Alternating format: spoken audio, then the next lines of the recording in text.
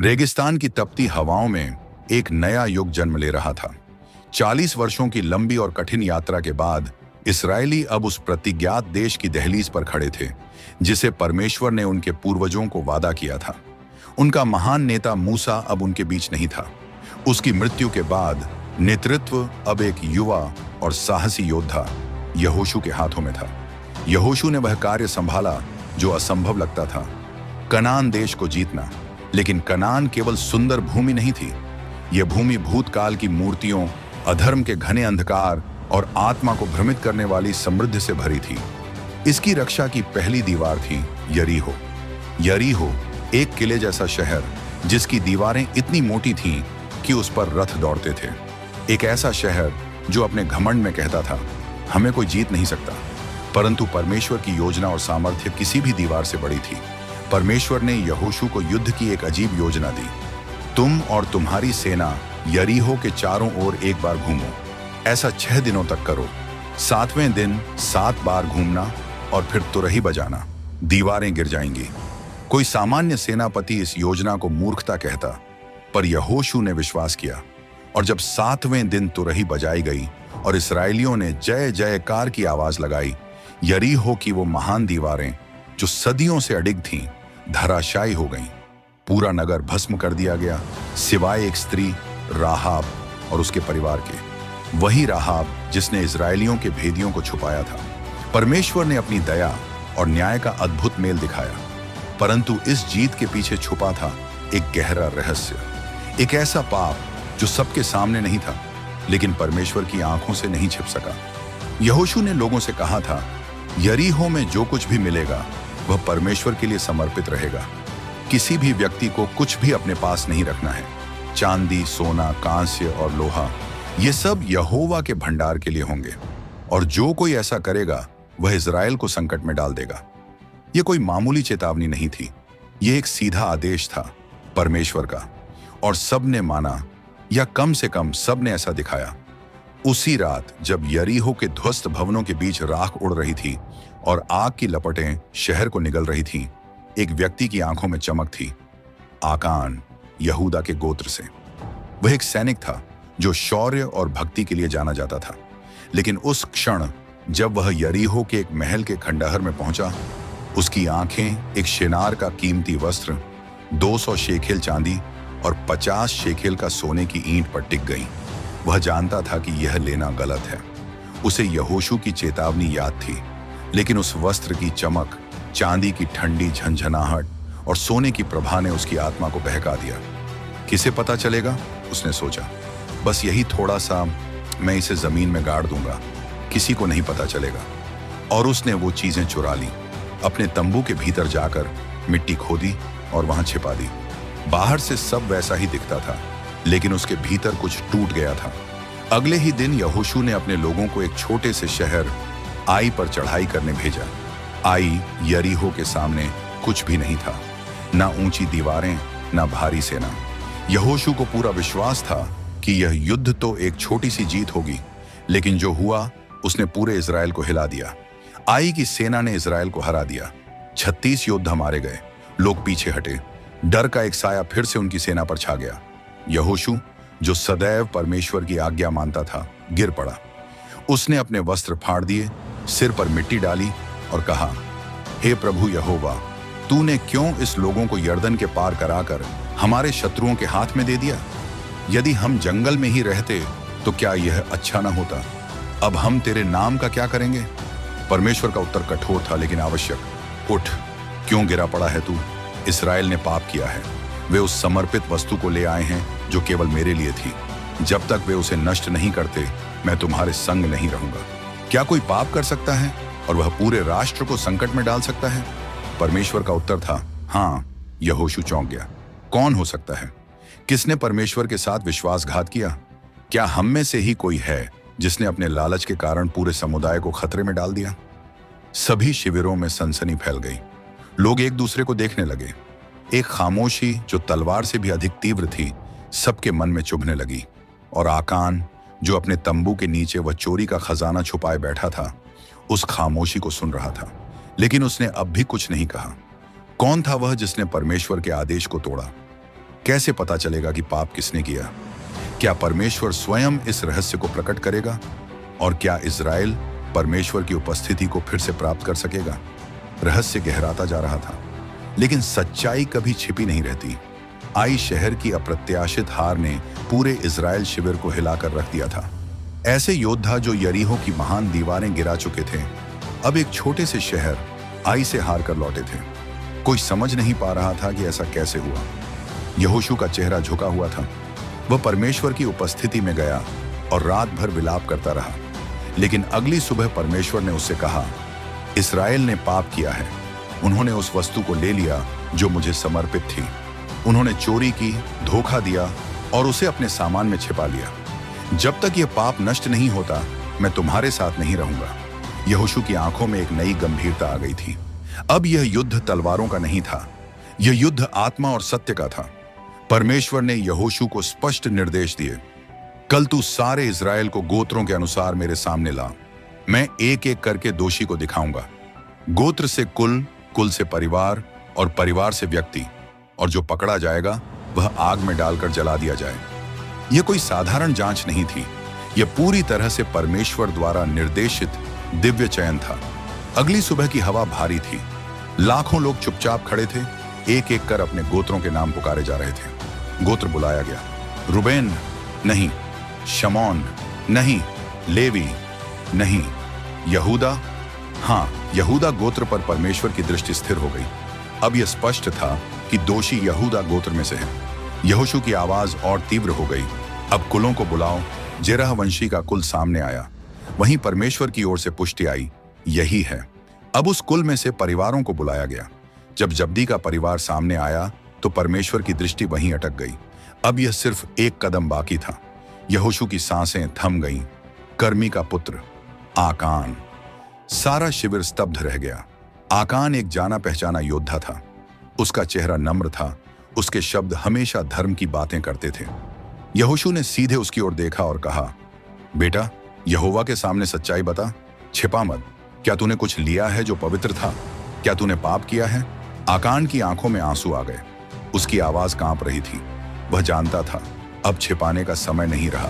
आकान ने कहा, हाँ, मैंने पाप किया है। जब मैंने यरीहो में शिनार का सुंदर वस्त्र, 200 शेकेल चांदी और 50 शेकेल सोने की एक ईंट देखा तो मुझे लालच आया। मैंने उन्हें ले लिया। वे सब मेरे तंबू के भीतर जमीन में छिपे हैं। चांदी सबसे नीचे है। उसकी स्वीकारोक्ति ने शिविर में खामोशी फैला दी। सब लोग अवाक थे। एक व्यक्ति, बस एक, और पूरे इस्राएल की विजय, उसका आत्मविश्वास, उसकी सुरक्षा, सब पर संकट आ गया। यहोशू ने तुरंत कुछ आदमियों को आकान के तंबू में भेजा। वे दौड़े, तंबू के पास पहुंचे, जमीन खोदी, और जैसे ही खोदा गया, चांदी की चमक दिखने लगी। वस्त्र तह किया हुआ था, सोना बीच में छुपा था। हर चीज वैसी ही मिली जैसी आकान ने बताई थी। अब पाप सिर्फ स्वीकार किया गया नहीं था, साक्ष्य के साथ पुष्टि हो गया था। अब प्रश्न था, क्या किया जाए? यहोशू और पुरोहितों ने आकान, उसके परिवार और उस चोरी के हर वस्तु को लिया और सबको एक घाटी में ले गए, जिसे बाद में आकोर की घाटी कहा गया, जिसका अर्थ है उथल पुथल। वहां आकान और उसके पूरे परिवार को पत्थरवाह कर दिया गया। उनके तंबू, पशु और सारी चीजें जला दी गईं, और पूरे इज़राइल ने वहां एक बड़ा पत्थरों का ढेर बनाया, जो आज भी गवाही देता है उस दिन की। यह दंड क्रूर लग सकता है, पर वह एक गहरे सत्य को दिखाता है। परमेश्वर पवित्र है। उसके राज्य में कोई भी छिपा पाप सहन नहीं किया जा सकता। जैसे ही आकान का पाप नष्ट हुआ, परमेश्वर का कोप भी शांत हो गया। अब यहोशू और उसकी सेना ने आई पर दोबारा चढ़ाई की, और इस बार परमेश्वर उनके साथ था। आई की पूरी सेना हार गई और इस्राएल को एक और बड़ी विजय मिली। अब पूरे इस्राएल को यह बात साफ हो गई थी, हमारी विजय हमारी तलवार से नहीं, बल्कि हमारी पवित्रता और परमेश्वर के प्रति हमारी आज्ञाकारिता से जुड़ी है। हर बच्चा, हर वृद्ध, हर सैनिक अब जानता था कि परमेश्वर की आज्ञा केवल एक आदेश नहीं है, वह जीवन और मृत्यु का निर्णय है। आकान का नाम अब सिखाया जाने लगा, एक चेतावनी के रूप में। जब भी कोई जवान व्यक्ति लालच में आने लगे तो उसे आकान की कहानी बताई जाती थी। याद रखो, बुजुर्ग कहते, जैसे आकान ने छुपाया वैसे ही पाप छिपता है, लेकिन अंत में परमेश्वर सब कुछ उजागर करता है। अखोर की घाटी में पत्थरों का ढेर धीरे धीरे ठंडा हो चुका था, लेकिन आकान के पाप की गर्मी अब भी लोगों के दिलों में धड़क रही थी। सारा इजराइल शिविर मौन था। लोग बोलते नहीं थे, लेकिन उनके दिलों में प्रश्न उमड़ रहे थे। क्या आकान को क्षमा नहीं मिल सकती थी? क्या उसका पाप इतना बड़ा था कि उसका पूरा परिवार मिटा दिया गया? क्या परमेश्वर सच में इतने कठोर हैं? इन सवालों के जवाब उनके चारों ओर बिखरे हुए थे, राख, पत्थर और मौन के बीच। परमेश्वर कठोर नहीं था, वह पवित्र था, और उसकी पवित्रता किसी समझौते की मोहताज नहीं थी। आकान की मृत्यु के बाद यहोशू ने पूरे समुदाय को इकट्ठा किया। उनकी आंखों में दृढ़ता थी, आवाज में करुणा और शब्दों में चेतावनी। हे इजराइलियों, हमने एक युद्ध जीता और एक आत्मा खो दी। आकान ने चोरी की, परंतु हमने सब खोया। क्या हम परमेश्वर को केवल युद्धों में खोजेंगे? क्या हम उसकी उपस्थिति को केवल विजय के समय चाहते हैं, या हम उसके प्रति सच्चे रहेंगे हर दिन, हर निर्णय में? यहोशू ने सबको एक नई प्रतिज्ञा करने के लिए कहा, और सभी लोगों ने एक स्वर में उत्तर दिया, हम परमेश्वर के वचन में चलेंगे।